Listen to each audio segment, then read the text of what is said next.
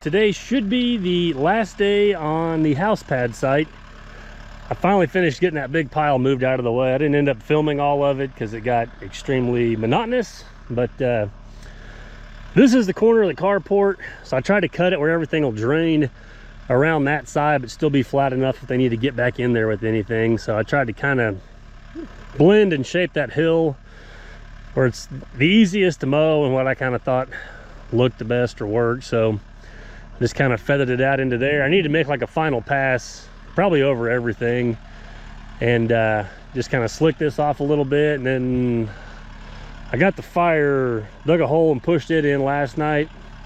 I just need to put that dirt back over the top of it, clean that up, and then we'll come up here, probably somewhere in here. I'm gonna try to split, finish the driveway up because the house is turned at a little bit of an angle. So I'm gonna build the driveway up to maybe 10 or 15 feet from the house because we still got to dig footings, so we'll have those spoils, and then we'll probably just flare it out, but it'll kind of go right through here. I'm trying to decide. I may kind of aim it towards those trees and then curve it over there and tie into what's left. So that's really all I got to finish, is a few more loads of creek rock. And like I said, just kind of doing the final dress up and pass on this, and we will be out of here. So it looks a lot different, so let's get in the dozer, slick this stuff up, and get this job wrapped up.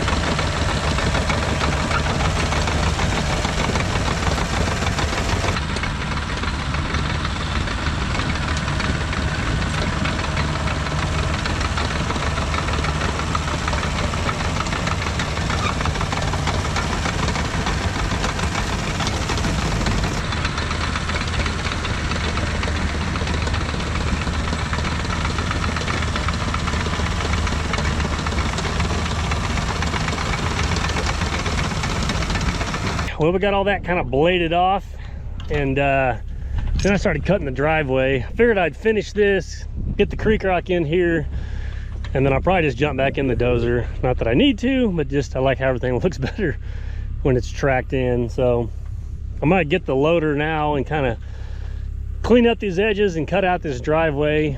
It's a little tricky to do a free-handed curve and get all the stuff down there with the dozer, but I want to cut it out like I did the rest of the driveway, just to kind of help hold the creek rock in place. But it's probably going to have some top coat to it when we actually get the house in here, because that's the front of the carport. So I'm probably just going to bring the rock about right here. I think it's going to have to, or at least I would, if it was mine, flare it out to the ends of the carport garage area. But it also has to be brought up some too. So probably when we get the house in and I come back and build the topsoil up, we can raise it up and then add a little more rock to about here in the driveway. And it should all be kind of capped in where it needs to be. So like I said, for now, we'll jump in the loader, slick the edges up, and then we'll get the Hydrema and the 2150 and get the rest of the rock in here.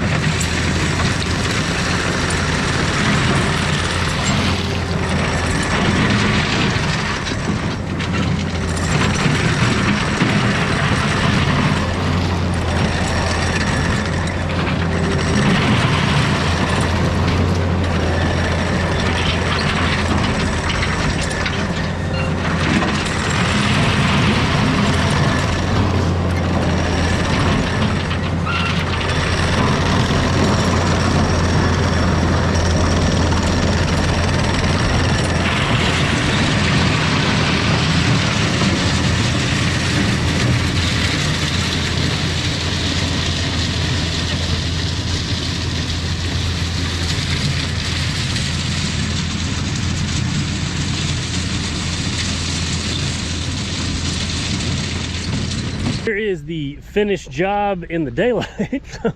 Kind of got dark on me last night to do my walk around after I got everything tracked in, but we got the driveway wrapped up from where it stopped down there up to almost the front of the garage. Got the swell cut, graded in, tracked in, slicked up. And then we took just all the extra spoils and just kind of feathered it out. Kind of try to make somewhat of a nice gradual kind of rolling hill. That was the spot way down there where the fire was at. Got that all cleaned up and tracked in. So yeah, it turned out really nice. I moved a lot more earth than what I originally anticipated when we looked at this, and that's the before and after is really difficult to kind of take a picture of or whatever from what it was, because this had just an opening, and I guess it was right through here was the original tree line. Where the machines were at was the great big red oak, and there was another big tree right here, and then there was that big valley and all those other tree lines over there. So I cut probably at least 5.5 feet or more out of that whole back corner and hill and brought this way. So I had 163 hours in this job, and I probably moved,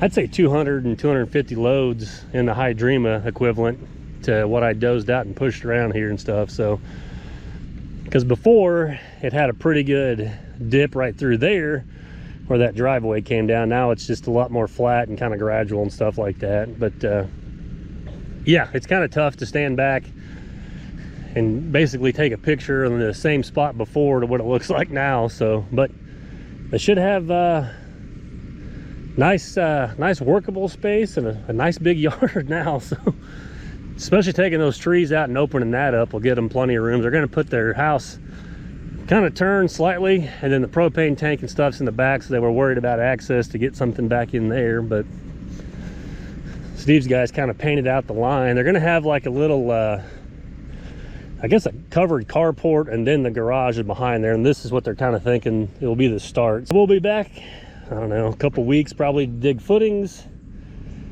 And now I may have to possibly clear an easement. I guess the power is going to come from the parents' house up on that hill, so I may have to do a 30-foot wide easement coming down the hill to the back of the house. So we will be back. Well, like I said, this job didn't start out moving, or was planning to move quite this much dirt, but that's kind of the thing about these custom homes is once you kind of get started and figure out where the house is going to go, you're kind of better off on some of this stuff, I feel like anyway, if the customer will allow it, just to go ahead and kind of cut and shape and do everything you can. Because they talked about just originally leaving that great big pile over there, but then they would have had to do something with it after the fact. So it's just much easier now to rough everything in, shape it, and get it draining before the house is in. Or at least I think so, because once the house is built, it'll be easy for me to come back, touch it up, and then grade the yard, which is what that pile is. It's more of my topsoil stuff. So when everything's kind of finished up, we will spread that out. And I don't think this will all be yard. I'm sure some of that they'll let go back natural and brush hog it or whatever. But yeah, they should have a nice usable space with a great view. So we'll start loading these machines up and heading to the next one.